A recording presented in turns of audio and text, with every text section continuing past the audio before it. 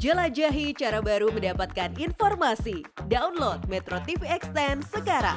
Anda kan dalam dakwahnya yang kalau saya ikuti nih, dan baik dari pemberitaan di media cetak maupun di video-video yang beredar sekarang, itu kan sering membawakan pesan tentang nasionalisme, kebangsaan, ya, kerukunan, pluralisme, penghargaan pada perbedaan dan seterusnya.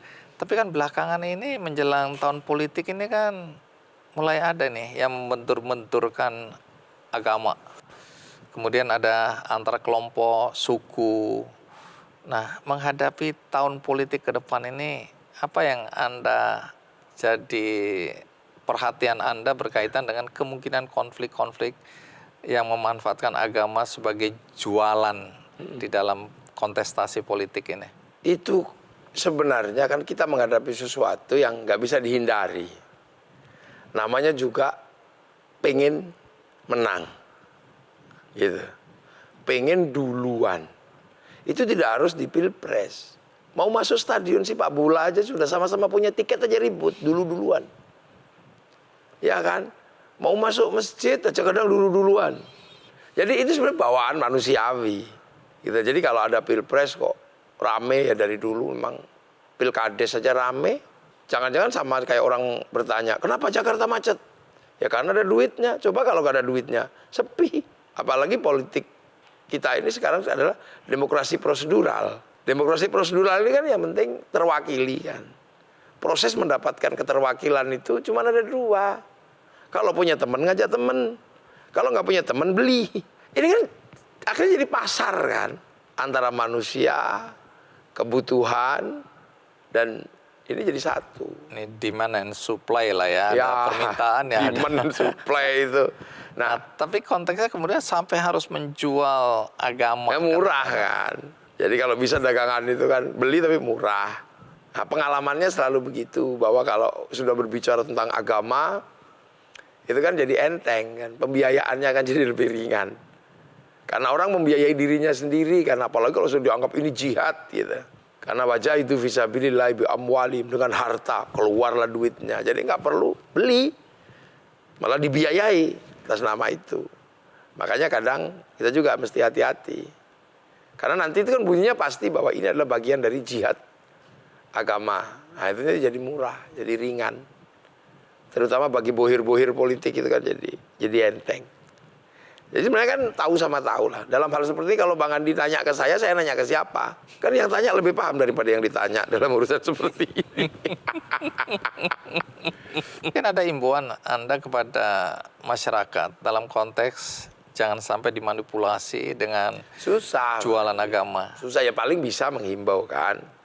Tapi kan agama ini sesuatu yang masuk ke dalam diri manusia. Soal keyakinan ya. Makanya udah menghimbau gitu aja, digeneralisir gitu aja, jangan. Gus, ini tadi kan saya udah terlanjur cerita ini soal kesaktian Anda yang banyak beredar di media sosial, juga ada ceritanya, dari mulut ke mulut juga ada ceritanya. Soal ambil air itu yang diperintah oleh Gus Dur ya. Nah, waktu itu kan air itu sinarnya itu ada di tengah laut. Laut ya. Iya. Dan dengan ombak sebesar itu dan laut sedalam itu, Anda bisa mengambil sampai ke titik di mana ada sinar itu. Bagaimana nalar kita bisa? Jadi saya Mbak Hakim itu, Mbak Hakim Nganjuk. Iya. Pondok pesantren sekarang. Mbak Hakim ini ya.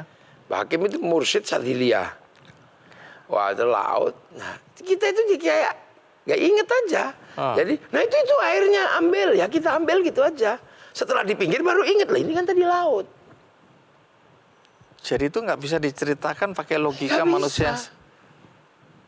Kan gitu. Jangankan tentang itu, tentang cintanya nggak bisa diceritakan dengan logika.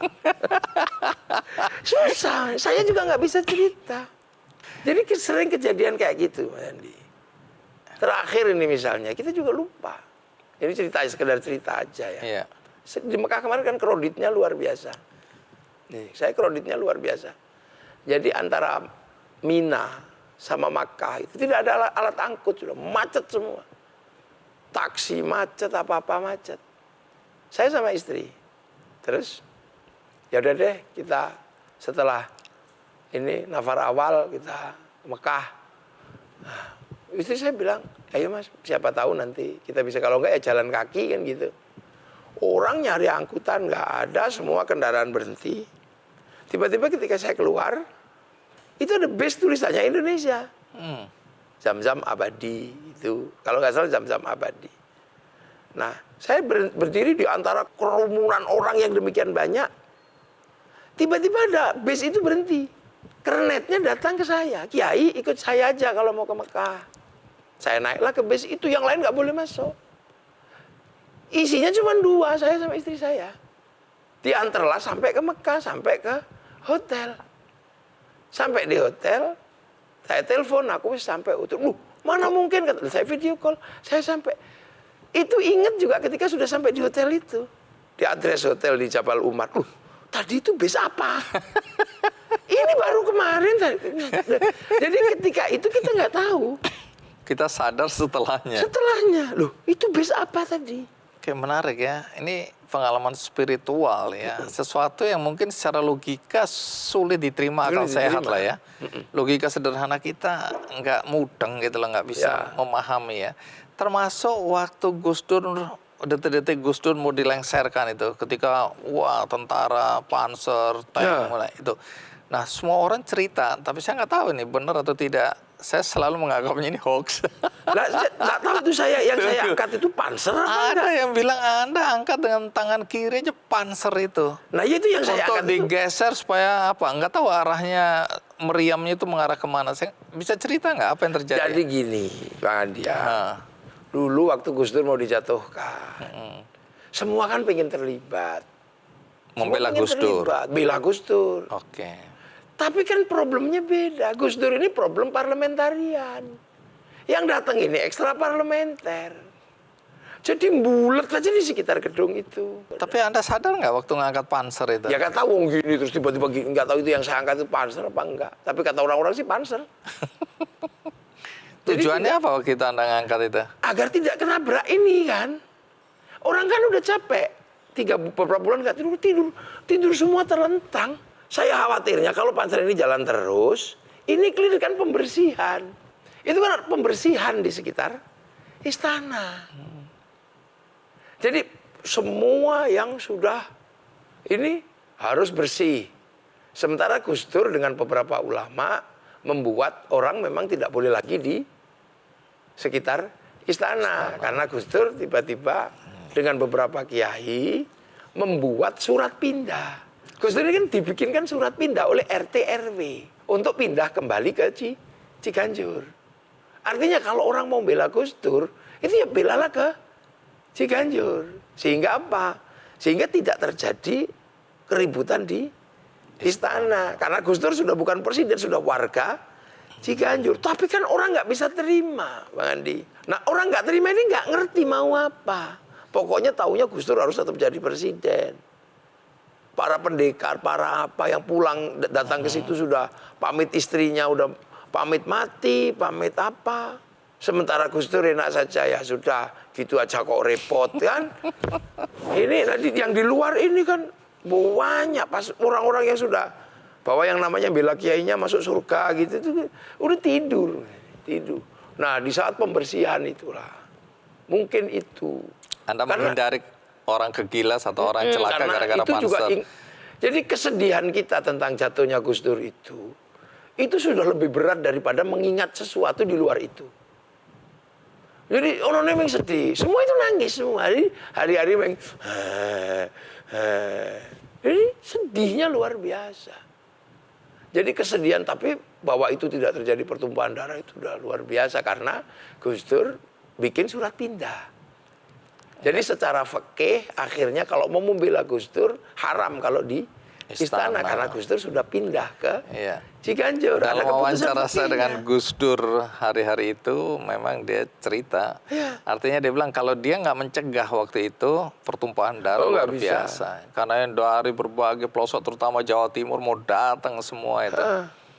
Baik, ada satu lagi cerita yang berkaitan dengan ya mau dibilang mistik, mau dibilang kesaktian, mau dibilang apapun juga sesuatu yang secara logis susah diterima akal sehat.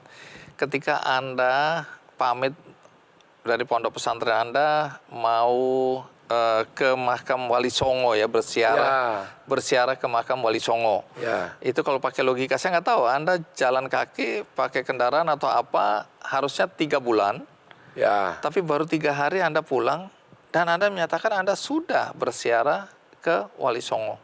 Nah, Itu bagaimana menjelaskannya? jadi diminta, jadi kan ada santri-santri itu kan cari ijazah kan dulu. Bagaimana kemudian, karena selalu dibilang santri itu kalau tirakat gitu, kalau tirakat pilihannya jadinya 3. Kalau nggak ngalim itu ya kaya gitu. Kalau nggak kaya pasti hidupnya bermanfaat untuk orang banyak, yang penting riyadhah. Saya carilah itu, katanya ziarah Wali Songo jalan kaki. Iya, nggih Kiai. Ya sudahlah, kita berangkat jalan kaki. Tapi namanya usia segitu kan, terus di tengah jalan itu ke Giri, ke Ngampel. Jadi kan ke Ngampel dulu. Di Ngampel. Nah, setelah itu capek kan. Perjalanan dari Gresik ke Ngampel itu berapa hari? Sambil jalan kaki. Saya kan pengen mau naik bis. Naik ke kondektur. Kondekturnya bilang, apa kamu topom pilingi? Hah? Nah, orang minta naik bis aja mestinya kan. Akhirnya ini nggak masuk akal. Akhirnya sampai takut saya. Akhirnya sudah nggak naik bis. Ziarah. Terus ke beberapa wali. Mau naik bis. Dimarahi lagi, dibuang ke got saya. Itu pelajaran saya waktu itu. Akhirnya ya mau nggak mau jalan kaki. Anda ingat persis? Ingat sebenarnya? itu lama, capek, lelah, putus asa. Nah, ternyata itu cuma 3 hari. Nah itu kata yang ketika sampai kembali ke pondok. Iya. Kembali ke pondok. Loh, 3 hari kemana kok? 3 hari gimana? Loh, mungkin nggak ada itu 3 hari. Gitu. Tapi biasa aja lama-lama. Masa sih? Masa? Tapi benar 3 hari. Ketika saya masuk sekolah, 3 hari absen. Jadi kalau pakai logika nggak mungkin Anda Nggak mungkin. sampai Dan ke disuruh makam Wali ngulangi Songo. juga nggak mau. Itu tidak kemudian di situ bisa terbang, itu yang enggak. Ya capek, ya dimaki-maki orang. Ya normal aja, lelah, putus asa. Makanya kalau misalnya, wah itu berarti perjalanan spiritual, ulangi lagi nggak mau. Dan nggak bisa Ya mungkin ya. bisa, capek.